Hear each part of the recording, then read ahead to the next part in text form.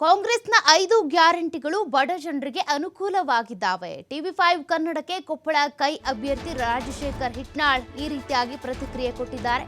ಕಾಂಗ್ರೆಸ್ ಬಗ್ಗೆ ಜನರು ವಿಶ್ವಾಸವನ್ನ ವ್ಯಕ್ತಪಡಿಸ್ತಾ ಇದ್ದಾರೆ. ಪ್ರಚಾರದಲ್ಲಿ ತೊಡಕೊಂಡಿರುವಂತಹ ರಾಜಶೇಖರ್ ಹಿಟ್ನಾಳ್ ಅವರು ಈ ರೀತಿಯಾಗಿ ಮಾತನಾಡಿದ್ದಾರೆ. ಕಾಂಗ್ರೆಸ್ ಬಗ್ಗೆ ಜನರಿಗೆ ಈಗಾಗಲೇ ವಿಶ್ವಾಸ ಬಂದಿದೆ, ವಿಶ್ವಾಸವನ್ನ ವ್ಯಕ್ತಪಡಿಸುತ್ತಿದ್ದಾರೆ. ಸಿಎಂ ಸಿದ್ದರಾಮಯ್ಯ, ಡಿಸಿಎಂ ಡಿಕೆ ಶಿವಕುಮಾರ್ ಅವರ ಪ್ರಚಾರ ನನಗೆ ಸಹಕಾರಿಯಾಗ್ತಾ ಇದೆ. ಮೋದಿ ಬಂದ ಮೇಲೆ ದೇಶದಲ್ಲಿ ಏನೂ ಬದಲಾವಣೆ ಆಗಿಲ್ಲ. ಹೀಗಾಗಿ ಬಿಜೆಪಿ ಮೇಲೆ ಜನರ ವಿಶ್ವಾಸ ಕಡಿಮೆ ಆಗೋಗಿದೆ. ಈ ಕಾರಣಕ್ಕಾಗಿಯೇ ಗೆಲುವು ಶತಸಿದ್ಧ ಅಂತ ರಾಜಶೇಖರ್ ಹಿಟ್ನಾಳ್ ಅವರು ಕಾಂಗ್ರೆಸ್ನ ಗೆಲುವಿನ ಬಗ್ಗೆ ಭರವಸೆಯ ಮಾತುಗಳನ್ನಾಡಿದ್ದಾರೆ.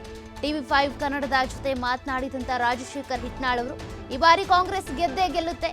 ಬಿಜೆಪಿ ಹಿಂದಿನ ಸರ್ಕಾರ ಏನಾಗಿತ್ತು ಆಗ ಅಧಿಕಾರದಲ್ಲಿದ್ರೂ ಏನು ಅಭಿವೃದ್ಧಿ ಮಾಡಿಲ್ಲ ಅನ್ನುವಂತ ಮಾತುಗಳನ್ನಾಡಿದ್ದಾರೆ.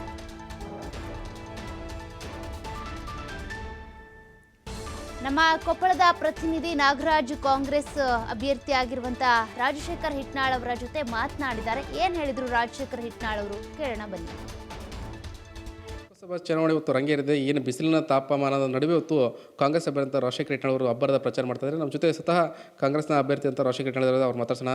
ಸರ್, ಈಗ ತಾವು ಏನಂತಂದರೆ ಈ BJP ಅಭ್ಯರ್ಥಿ ಇಲ್ಲ ಮೋದಿ ನೋಡಿ ಓಟ್ ಹಾಕಂತ ಕೇಳ್ತಾರೆ, ತಾವು ಗ್ಯಾರಂಟಿ ಯೋಜನೆ ನೋಡಿ ಅಭಿವೃದ್ಧಿ ಮತ ನೋಡಿ ಓಟ್ ಹಾಕಂತ ಕೇಳ್ತಿದ್ದಾರೆ. ಏನು ಅನಿಸ್ತದೆ, ಜನರ ರೆಸ್ಪಾನ್ಸ್ ಹೇಗಿದೆ? ಇವತ್ತು ಜನಪರವಾಗಿ ಯೋಜನೆಗಳನ್ನು ಕೊಡ್ತಕ್ಕಂಥ, ಜನಪರವಾಗಿ ಯೋಜನೆಗಳನ್ನು ರೂಪಿಸ್ತಕ್ಕಂಥ ಪಕ್ಷದ ಜೊತೆ ಇರ್ರಿ ಅನ್ನೋದನ್ನ ನಾವೆಲ್ಲರೂ ಕೂಡ ಮನವಿ ಮಾಡ್ತಾಯಿದ್ದೀವಿ. ಇವತ್ತು ಕಾಂಗ್ರೆಸ್ ಪಕ್ಷ ರಾಜ್ಯದಲ್ಲಿ ಭರವಸೆ ಕೊಟ್ಟಂಥ 5 ಗ್ಯಾರಂಟಿಗಳನ್ನು ಈಗಾಗಲೇ ಜಾರಿಗೊಳಿಸಿದೆ. ಕೇಂದ್ರದಲ್ಲೂ ಕೂಡ ಕಾಂಗ್ರೆಸ್ ಪಕ್ಷ ಅಧಿಕಾರಕ್ಕೆ ಬಂದರೆ ಮತ್ತೆ ಇನ್ನೂ 5 ಗ್ಯಾರಂಟಿಗಳನ್ನು ನಾವು ಕೊಡ್ತೇವೆ ಅನ್ನೋ ಮಾತನ್ನು ಹೇಳಿದ್ದೀವಿ. ಜನ ಕೂಡ ಇವತ್ತು ಅದನ್ನು ವಿಶ್ವಾಸ ಮಾಡ್ತಿದ್ದಾರೆ. ಯಾಕಂದ್ರೆ ಆಲ್ರೆಡಿ ಕಾಂಗ್ರೆಸ್ ಪಕ್ಷ ರಾಜ್ಯದಲ್ಲಿ ಪ್ರೂವ್ ಮಾಡಿದೆ. ಕೇಂದ್ರದಲ್ಲಿ ಬಂದರೂ ಕೂಡ 5 ಗ್ಯಾರಂಟಿಗಳನ್ನು ಕೊಡ್ತೀವಿ ಅಂತೀವಿ. ಜನರದ್ದು ಕೂಡ ಒಳ್ಳೆಯ ಒಲವಿದೆ ಕಾಂಗ್ರೆಸ್ ಪಕ್ಷದ ಬಗ್ಗೆ. ಸರ್, ಈಗ ರಾಜ್ಯದಲ್ಲಿ ಏನಂದರೆ 2ನೇ ಹಂತದಲ್ಲಿ ಚುನಾವಣೆ ಆಗುತ್ತೆ. ಈಗಾಗಲೇ 8 ವಿಧಾನಸಭಾ ಕ್ಷೇತ್ರದಲ್ಲಿ ಫಸ್ಟ್ ರೌಂಡ್ ಆಗಲೇ ಹಾಕಿದ್ದೀರಾ. ಜನರ ರೆಸ್ಪಾನ್ಸ್ ಹೇಗಿದೆ? ಅದರ ಜೊತೆಗೆ ಜನರು ಏನು ಹೇಳ್ತಾರೆ ಸರ್? ಜನ ಇವತ್ತು ತಾವ್ಯಾಗ ನೋಡ್ಬೋದು, ಮಾಧ್ಯಮದ ಮೂಲಕ ಎಷ್ಟೋ ಜನ ಇವತ್ತು ತಾಯಂದರು, ಬಡವರು ಕೂಡ ಇವತ್ತು ತಮ್ಮ ಜೀವನವನ್ನು ಇವತ್ತು ಗ್ಯಾರಂಟಿ ಸ್ಕೀಮ್ಗಳ ಮೇಲೆ ನಾವು ಸಾಗಿಸ್ತಾ ಇದ್ವಿ ಅನ್ನೋ ಮಾತನ್ನು ಇವತ್ತು ಭಾಳಷ್ಟು ಮಾಧ್ಯಮದ ಮೂಲಕ ನಾನು ಕೂಡ ನೋಡಿದ್ದೀನಿ. ಇವತ್ತು ಹಂಗಾಗಿ ಗ್ಯಾರಂಟಿ ಸ್ಕೀಮ್ ವಿಶ್ವಾಸ ಮಾಡ್ತಿದ್ದಾರೆ. ಜನ ಕೂಡ ಒಳ್ಳೆಯ ಒಲವಿದೆ ಈಗ ಕಾಂಗ್ರೆಸ್ ಪಕ್ಷದ ಬಗ್ಗೆ.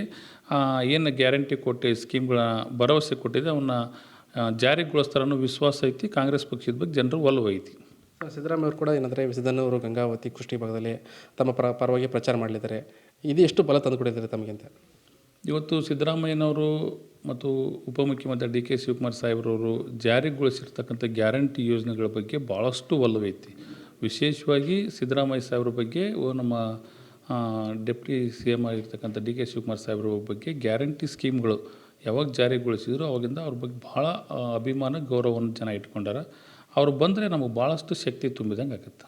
ಅವ್ರು ಹೇಳ್ತಾರೆ BJP ಅವರು ಇಲ್ಲ ನಮ್ಮ ಮೋದಿ ನೋಡಿ ಓಟ್ ಹಾಕ್ಬೇಕಂತಂದ್ರೆ, ಈ ಬಗ್ಗೆ ತಾವು ಹೇಳ್ತಾರೆ ಸರ್? ಈಗಾಗಲೇ ಅವ್ರು ಹೇಳ್ದಂಗೆ ತೋರಿಸಿ ಓಟ್ ಹಾಕ್ಯಾರ. ಬೇರೆ ಬದಲಾವಣೆ ಏನಾಗೈತಿ? ಜನ ಈಗೆಲ್ಲ ತೋರಿಸಿ ನೋಡಿಬಿಟ್ರ ಅವರ ಆಡಳಿತನ, BJP ಅವರ ಆಡಳಿತವನ್ನು. ಬದಲಾವಣೆ ಏನೂ ಇಲ್ಲ, ಭರವಸೆಗಳು ಯಾವೂ ಆಗಿಲ್ಲ. ಇದೆಲ್ಲ ಜನರಿಗೆ ಗೊತ್ತೈತಿ.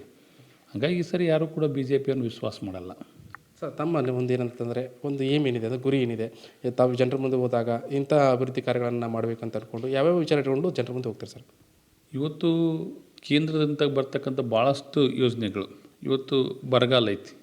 ಬರಗಾಲದ ಸಂದರ್ಭದಲ್ಲಿ ಇವತ್ತು ಮಾನವ ದಿನಗಳನ್ನು NREG ಮೂಲಕ ಕೊಡ್ತಾ ಇದ್ದಾರೆ.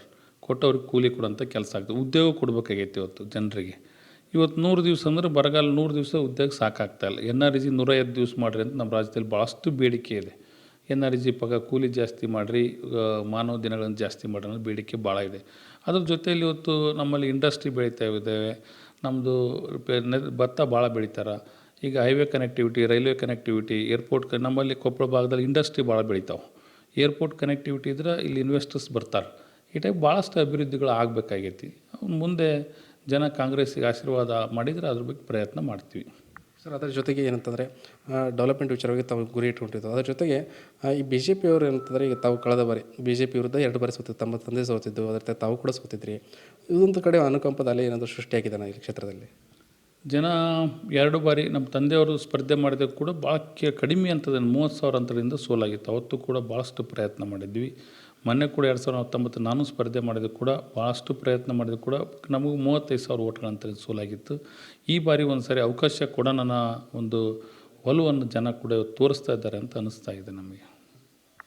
ಇಷ್ಟು ಅಂದರೆ ಕಾಂಗ್ರೆಸ್ ಅಭ್ಯರ್ಥಿ ರಾಜಶೇಖರ ಹಿಟ್ನಾಳ್ ಮತ್ತು ಏನೇ ಆಗಲಿ ಮೋದಿಯವರ ಅಲೆ ಇತ್ತು, ಆ ಅಲೆ ಇಲ್ಲ.